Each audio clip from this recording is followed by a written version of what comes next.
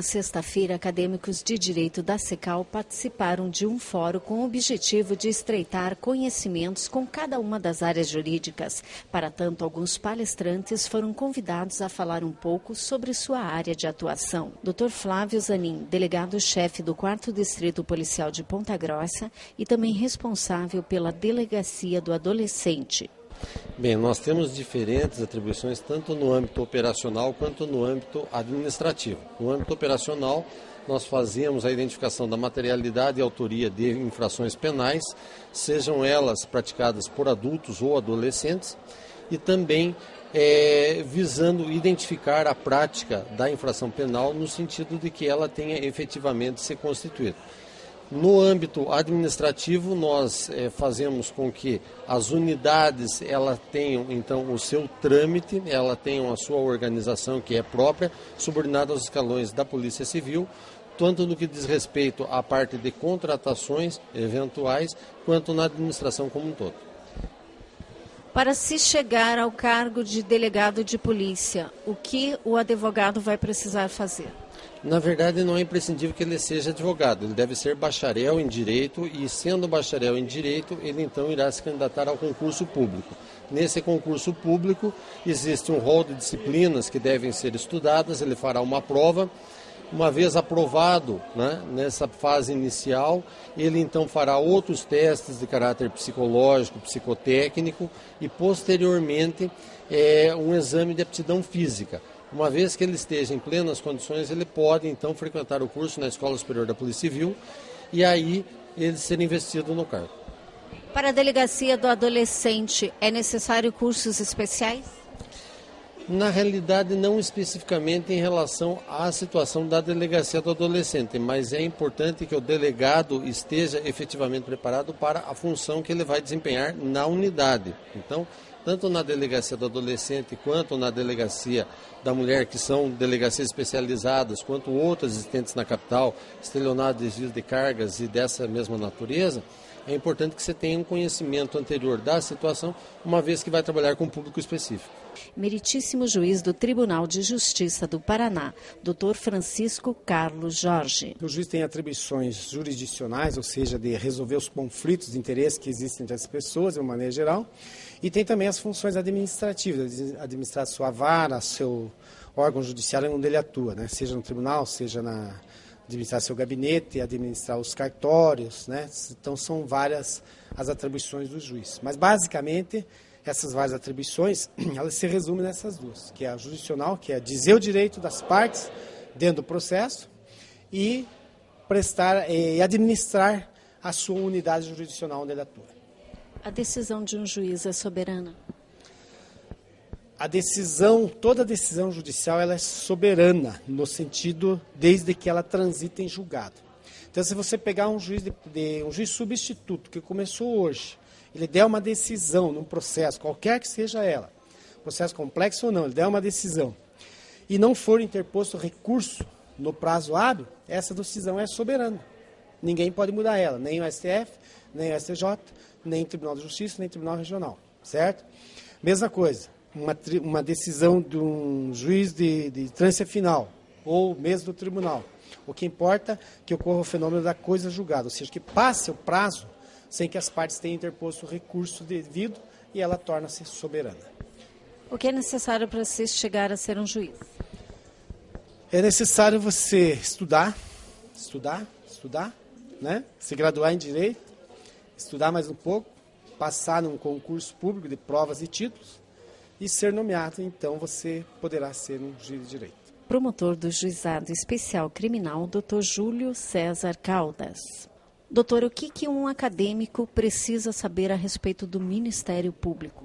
Bom, primeiro destaque que a gente faz é que o Ministério Público hoje é uma instituição autônoma, né, que defende os interesses individuais indisponíveis e os interesses sociais. É necessário que ele saiba que hoje o Ministério Público é uma instituição autônoma, essencial ao funcionamento da Justiça, e quem pretenda ingressar no Ministério Público terá uma carreira a seguir nesse sentido de defesa da sociedade.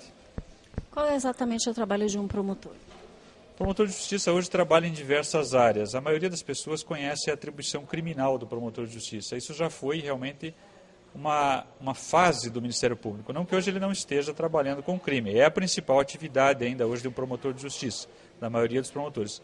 Mas a atuação do Ministério Público, as áreas de atuação do Ministério Público, depois da Constituição de 88, realmente elas se ampliaram de uma forma bastante expressiva.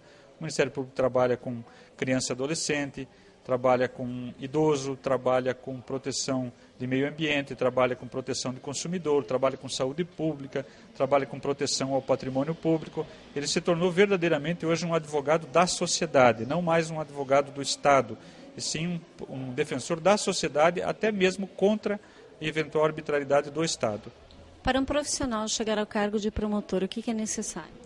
É necessário que ele seja primeiro bacharel em Direito, né, que ele seja graduado em Direito. Não é necessário que ele tenha a ordem, ele não precisa realmente ter feito o teste da ordem, tem que ser graduado em Direito e passar num concurso público de provas e títulos. Ou seja, ele faz um concurso, uma prova realmente difícil, uma prova de diversas fases, onde você tem normalmente uma média de 3.000 candidatos para aprovação de 20, 30 pessoas. Então é um processo difícil, mas é uma carreira que realmente vale a pena para aquele que tem vocação para esse tipo de trabalho.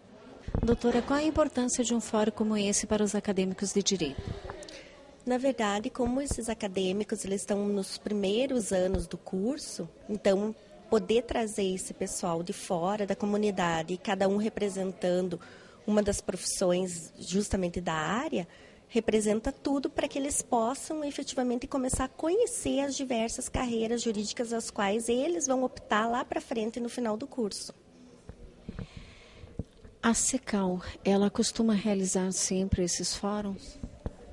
Eu não posso informar assim, precisamente em relação aos outros cursos, mas os outros cursos também são bastante movimentados. Agora, o curso de Direito ele iniciou efetivamente ano passado.